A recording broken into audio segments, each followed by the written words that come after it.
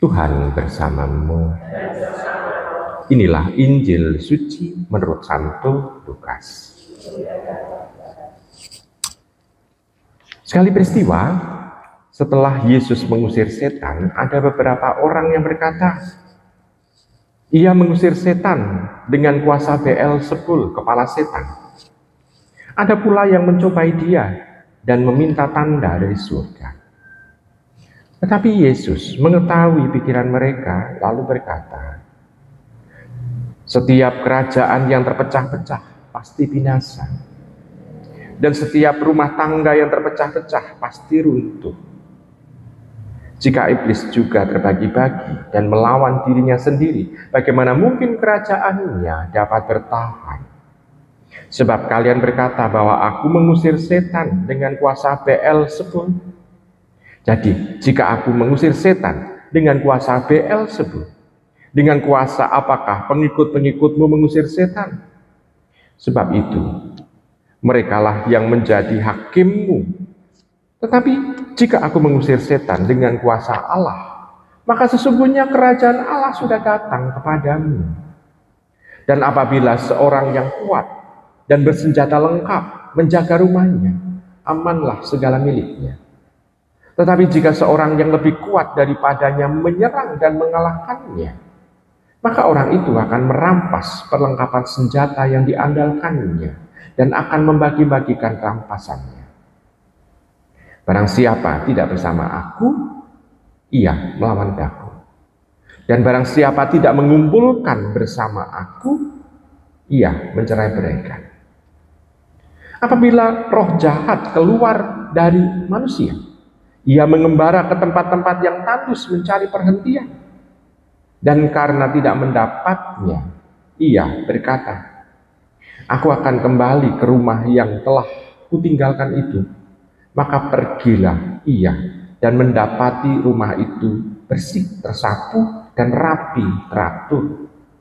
Lalu ia keluar dan mengajak 7 roh lain yang lebih jahat daripadanya.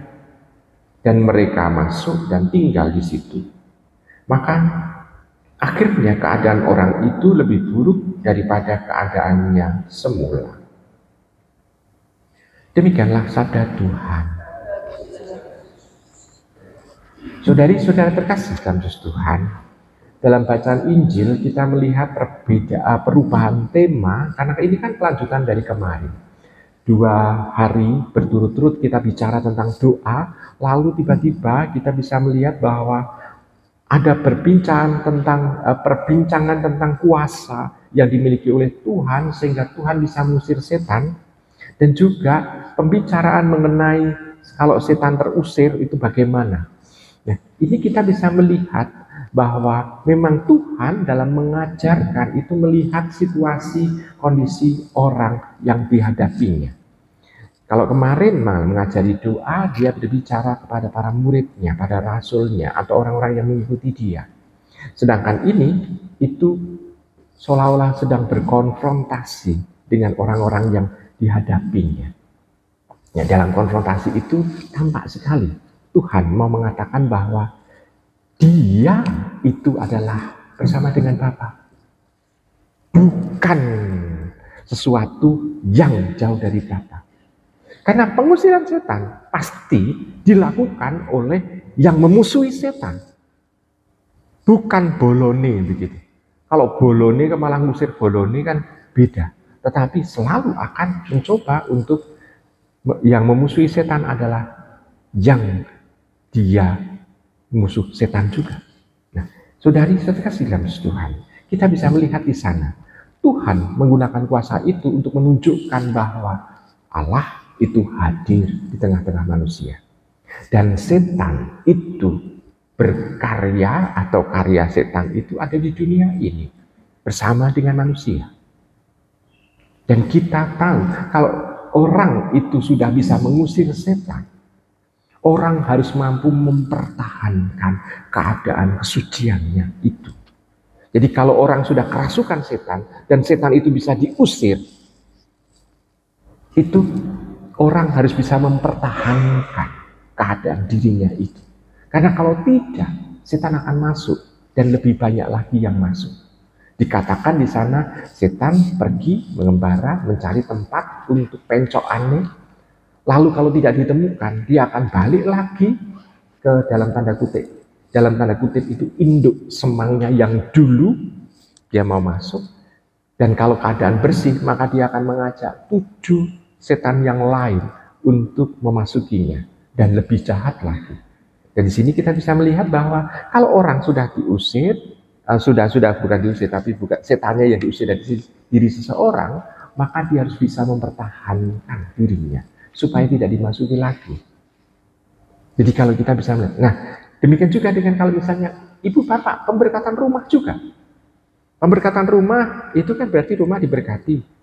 Berarti tanda bahwa salah satu dampak dari pemberkatan rumah adalah pengusiran roh-roh jahat itu kan ya dari rumah itu. Karena kehadiran Tuhan dalam rumah itu berarti tampak bahwa dia akan misalnya otomatis roh-roh yang anti Tuhan akan terusir dari rumah itu.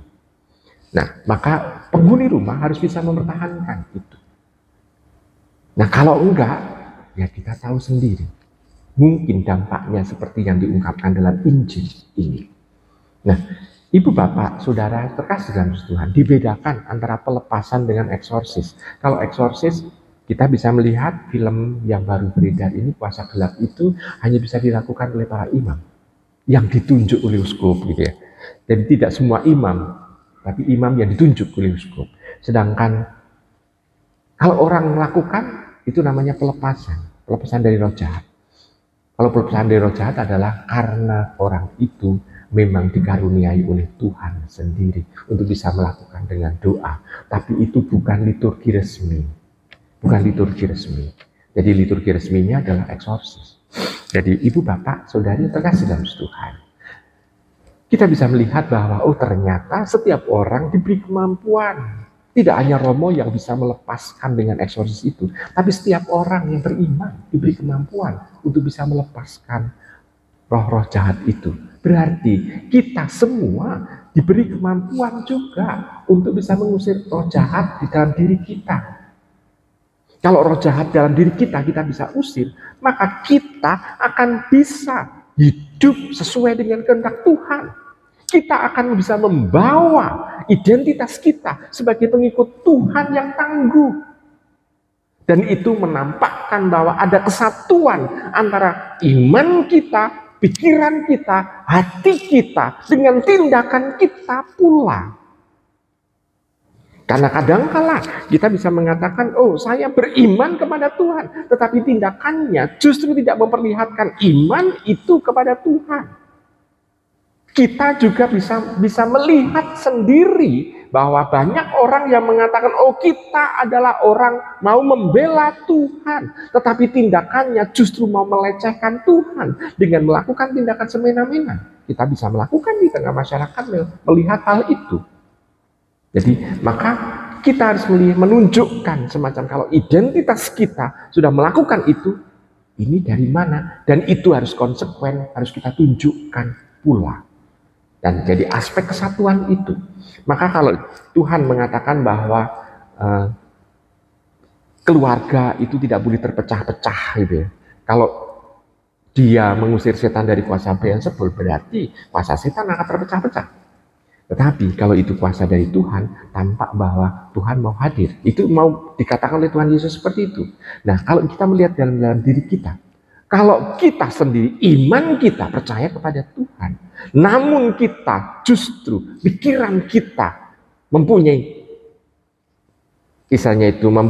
niat untuk melakukan tindakan yang tidak sesuai dengan Tuhan, maka dalam diri kita juga terpecah-pecah. Maka dalam terpecah-pecah berarti tampak bahwa percumalah iman kita akan Tuhan. Maka kita tidak akan bisa merasakan dan mengalami kedamaian berasal dari Tuhan. Karena hati kita sendiri itu yang terpecah-pecah. Karena selama kita mempunyai niat untuk melakukan tindakan yang jauh dari Tuhan, maka dalam hati kita itu tersedia ruang untuk menjauh dari Tuhan. Maka kita diajak oleh Tuhan, kalau kita memang mau untuk membersihkan diri dan kita mau menjadi pengikut Tuhan yang tangguh, kita harus berani untuk menyingkirkan hal-hal yang menjauhkan diri kita dari Tuhan. Setan harus kita singkirkan dari diri kita, supaya kita mampu untuk menunjukkan identitas kita sebagai pengikut Tuhan. Saya percaya dan saya yakin bahwa panjenengan semua mampu untuk melakukan itu.